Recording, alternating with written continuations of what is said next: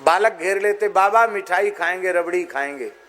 दुकान पर खड़े हो जाते, कहते जितनी मिठाई है, जितनी रबड़ी है, दही है, मलाई सब खिला दो, बिल्कुल खत्म कर दो। सारा खत्म करवा देते, एक कुछ नहीं छोड़ते दुकान में। फिर गुदड़ी झाड़ते, बोले जितना तुम्हारा होता हो उतना उठा लो। ऐसे विचित्र थे। बड़ी महंगी महंगी घड़ी पैर में बांधते थे। तो हमारे पूज्य पहाड़ी बाबा महाराज ने पूछा कि बाबा हाथ में तो लोग बांधते, आप पैर में क्यों बांधते हो?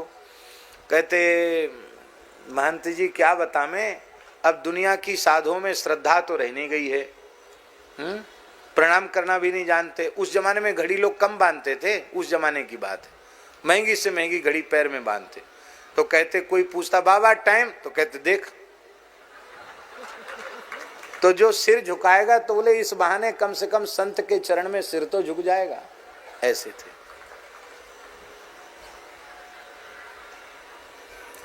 महाराज जी से कहते थे कि दुनिया मुझे सिद्ध कहती है और मैं आपको सिद्ध मानता हूं। महाराज जी को कहते थे गुदड़िया बाबा। क्यों?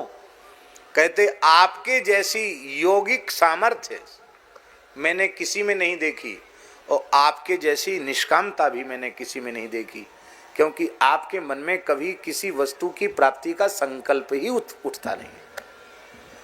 महाराज जी कोई बात कहते थे और अपनी बड़ी बड़ी विलक्षण अनुभूतियां वो महाराज जी को बताते थे। वो गुदड़िया बाबा बाद में ब्रज छोड़ के अयोध्या जी चले गए और अयोध्या जी में ही उन्होंने अपना शरीर पूरा किया।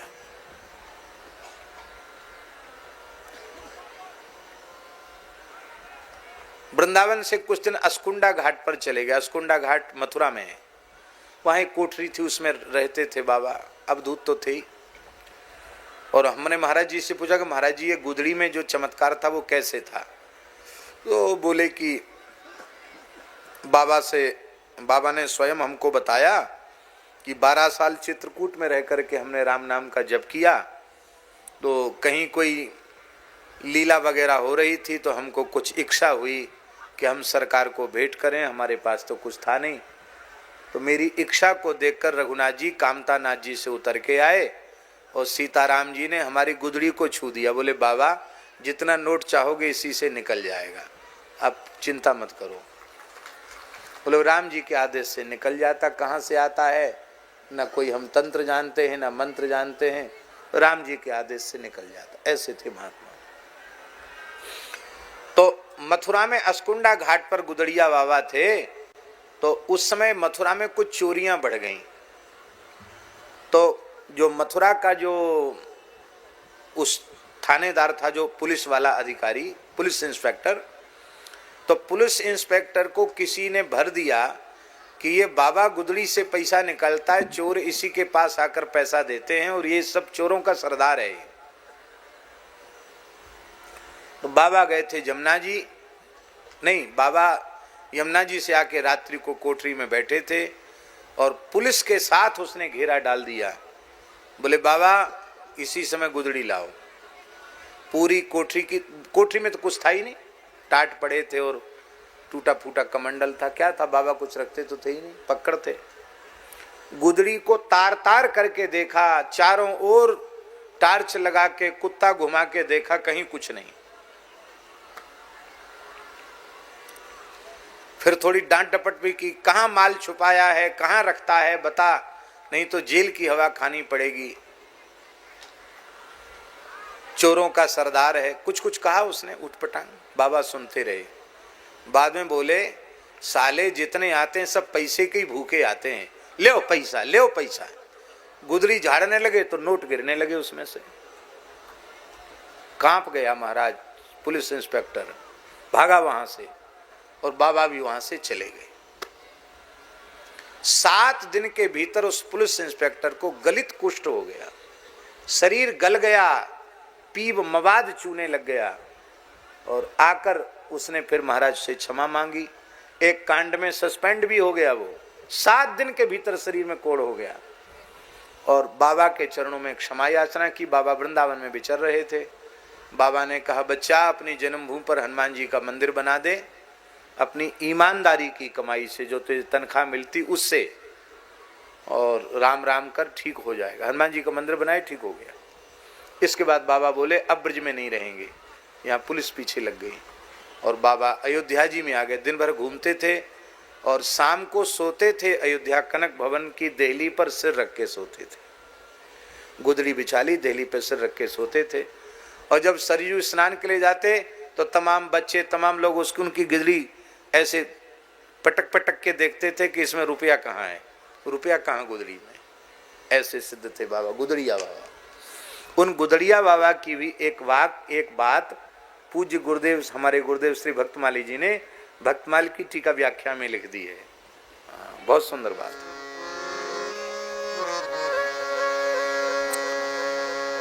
पर इसका आशय समझे बिना नाराज नहीं होना। फक्कड़ों की वाणी है। एक जगह हमारे एक संत हैं मदन मोहन दास जी, उन्होंने बोल दिया तो उधर रानी खेत की बात है तो पंडित सब नाराज हो गए, इनकलाब जिंदाबाद करने लगे, बोले सब जेल मानहानि का दावा करेंगे। फिर हम अस्वस्थ हो गए थे। फिर मैंने उनको सबको समझाया, तब जाके बड़ी मुश्किल से माने। इतना खतरनाक वाक्य है और आप लोग ध्यान से सुनेंगे। श्री गुदड़िया बाबा का वाक्य, योगी रोगी भक्त बावरे ज्ञानी पूत निखट्टू। योगी रोगी भक्त बावरे ज्ञानी पूत निखट्टू। कर्म कांडी ऐसे डोले ज्यों भाड़े को टट्टू। दूधाधारी पर घर चित्त नागा मांगे लकड़ी नित। मौनी चहे मीत की आस गुदड़िया बाबा रहें उदास। क्या? मौनी चहे मीत की आस गुदड़िया बाबा रहें उदास। ध्यान में आई बात।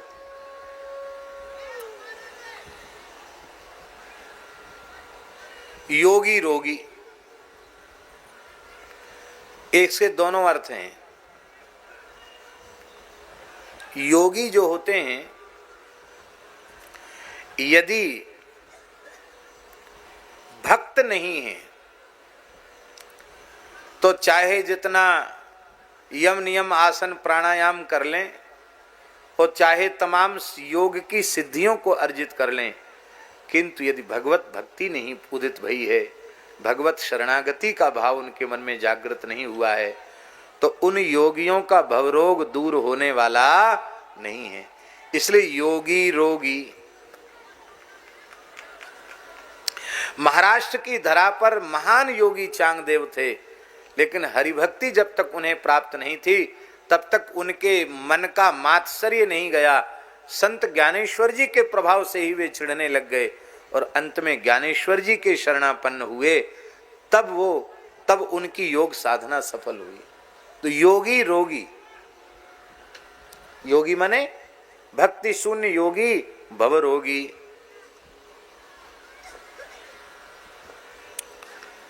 एक ये अर्थ हुआ। दूसरा अर्थ ये हुआ कि खूब खाने पीने वाले लोग वो तो हमारे जैसे मोटे होते हैं, और नेति धोती बस्ती कुंजल शंख प्रछाल आदि यौगिक क्रियाओं को करने वाले उनका शरीर तो ऐसा होता है, इकहरा शरीर होता है। हमारे पूज्य पहाड़ी बाबा महाराज से कोई कहता महाराज हमको थोड़ी योग साधना बताइए, तो महाराज जी कहते बदमाश कहीं का, मोटे पेट में मोटे चूतर लिए डोल रहा है, योग सीखने आया है, इसको कम कर, इसको कम कर। तब जाके वो कुछ एकाध कोई बात बताते थे। हम जिस स्थिति में उनके चरणों में गए तब बड़े प्रसन्न हुए हमको देखकर, और आज हम इतने मोटे तगड़े उनके पास जाते तो कहते हैं तेरी जेरे तेरी, सब शरीर बर्बाद कर लिया। स्वयं उनका देह क्या कहना, दिव्य देह था। 120 वर्ष की आयु तक धरती पर विराजे। और 120 वर्ष में ऐसे गरजते थे जैसे शेर गरजता हो।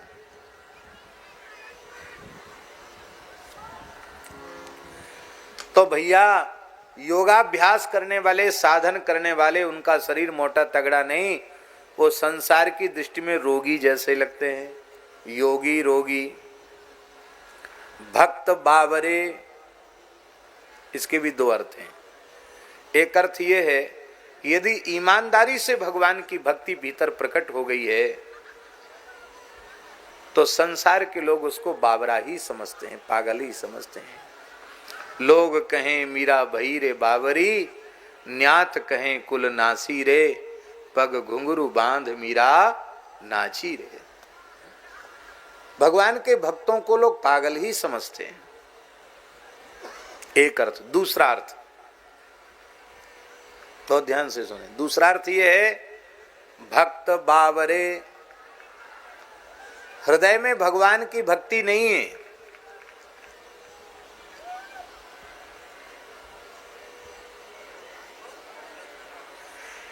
केवल और केवल भक्ति का स्वांग मात्र रचते हैं।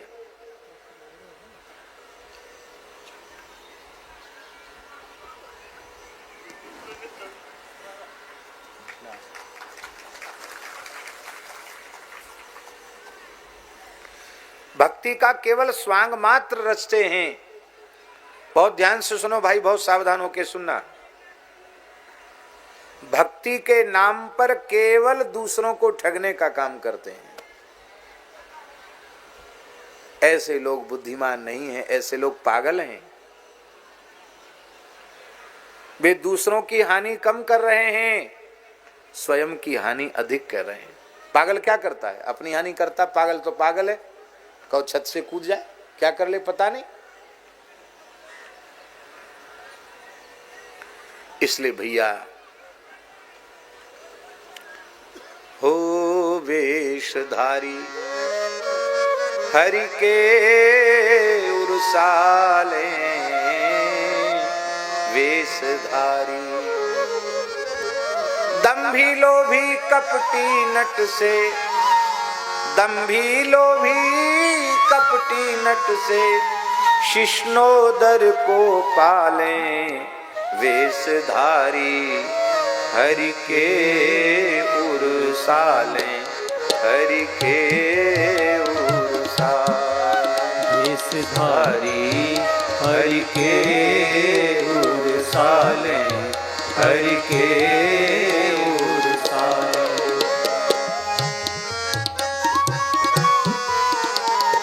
दंभी लोभी कपटी नट से, शिष्णोदर को पाले, वेशधारी हरि के उरसाले, हरि के उरसाले।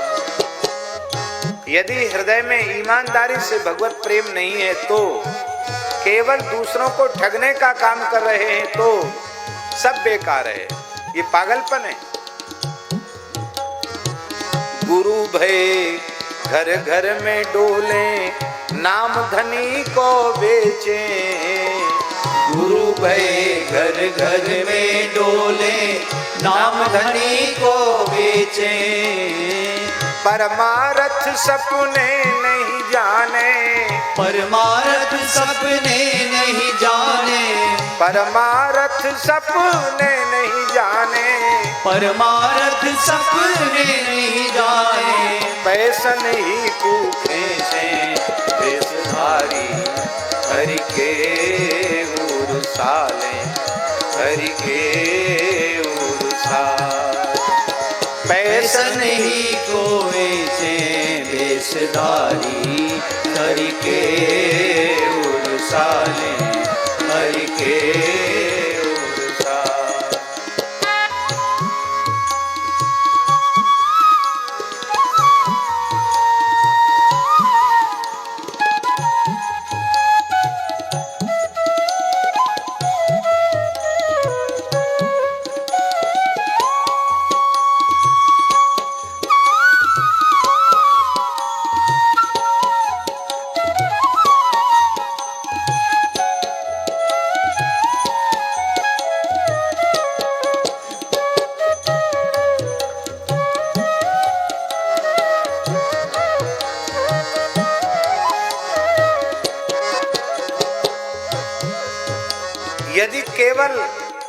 दिखावा है, पाखंड है, दूसरों को ठगने की भावना है, तो कोई साधन काम आने वाला नहीं। कबहू बकता हुए बन बैठे कथा भागवत गावे, कबूक वे बकता बनी बैठे कथा भागवत गावे। अर्थ अनर्थ कछु नहीं जाने, अर्थ अनर्थ कछु नहीं जाने, पैसन ही कूदावे वेशधारी हरि के उर साले, हरि के उर साल।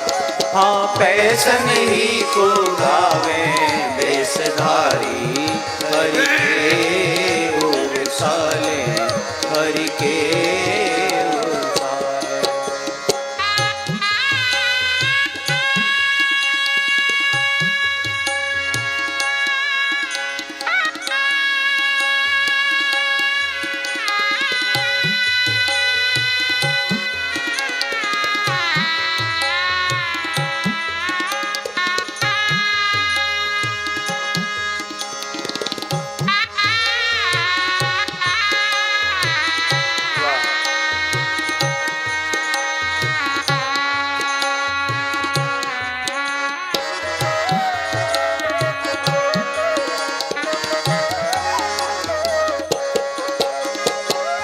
भगवान के मंदिर में सेवा पूजा करते हैं श्याम, पर ठाकुर जी से प्रेम नहीं है, केवल दुनियादारी से प्रेम है। ऐसी ठाकुर पूजा से भी कोई विशेष लाभ होने वाला नहीं।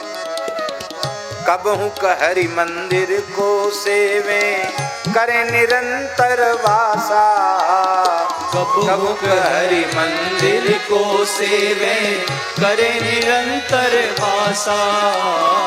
भाव भगति को लेस न जाने, भाव भगति को लेस न जाने, भाव भगति को लेस न जाने, भाव भगति को लेस न जाने, पैसन ही की आशा वेशधारी हरि के उर साले, हरि के उर साले। हाँ पैसन ही की आशा वेशधारी हरि के उर साले, हरि के उर साले। एक मंदिर का नियम था कि बंद होने के बाद फिर किसी को दर्शन नहीं होता था। महंत जी ने नियम बनाया था, पर पुजारी लालची था, मुखिया वो लालची था। तो एक भगत पहुंच गया, बोला महाराज दर्शन करा दे। बोले अब तो ठाकुर जी शयन हो गए। उसने कहा, भगत ने, वो तो देखने आया था कि नियम कानून कितना चल रहा मंदिर में। उसने कहा महाराज मैं तो बहुत दूर से आया हूँ, बंबई से आया हूँ, ये देखो ड्राई फ्रूट्स लाया हूँ एक पेटी भर के, ये इतना फल लाया हूँ, इतनी मिठाई लाया हूँ, कपड़ा भी लाया हूँ, आपके लिए 5 कपड़े लाया हूँ, ठाकुर जी के पोशाक का कपड़ा लाया हूँ, और एक गड्डी दिखा दी, ये भेंट करने आया हूँ। अब सवेरे का हमारा फ्लाइट है, हम तो चले जाएंगे,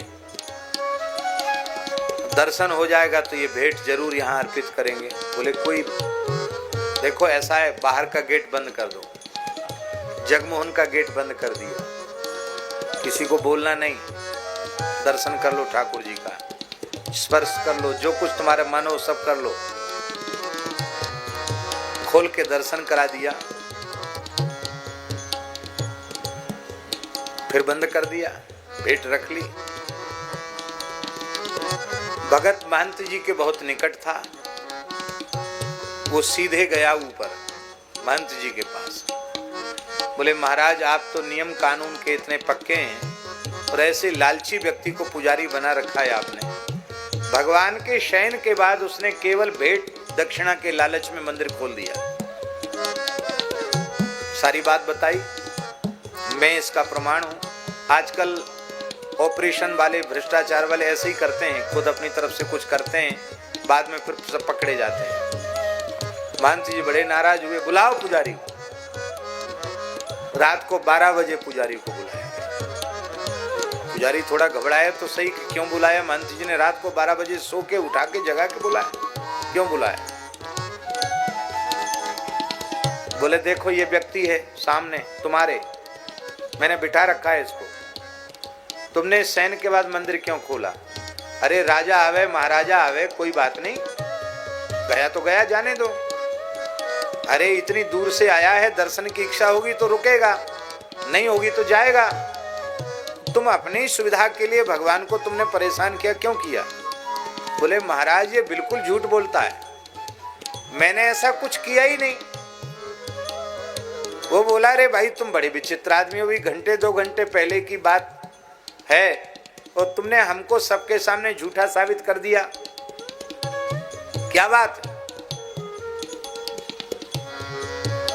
पुजारी बोला महाराज आप ही बताओ गुरुजी एक बात, ये सेठ हैं, इनकी सेठानी कहीं घूमने फिरने बाहर गई हो और रात्रि को 10-11 बजे कोठी पर आकर द्वार पर आकर खड़ी हो जाए तो चौकीदार की हिम्मत क्या है जो सेठानी को भीतर जाने से रोके? मैंने इसके लिए नहीं खोला, भगवान की गृहिणी लक्ष्मी जी बाहर खड़ी थी, शयन कुंज में ठाकुर जी की सेवा में जाना चाहती थी। अब मैं तो चौकीदार हूं महाराज, झाड़ूदार हूं मैं, मेरी हिम्मत कहां रोकने की, इसलिए मैंने भीतर घुसाया। ये बात कहने का आशय हमारा ये है कि लोग इतने चतुर चालाक किस्म के होते हैं, कैसी कैसी युक्तियां खोज लेते हैं। कबहू कहरी मंदिर को सेवे करे निरंतर वासा, कबहू कहरी मंदिर को सेवे करे निरंतर वासा। भाव भगति को लेस न जाने, भाव भगति को लेस न जाने, पैसन ही की आशा वेशधारी हरि के उरसाले, हरि के उरसाले। हाँ पैसन ही की आशा वेशधारी हरि के उरसाले, हरि के उरसाले। ये दुनिया को ठगने के लिए क्या क्या नहीं करते हैं।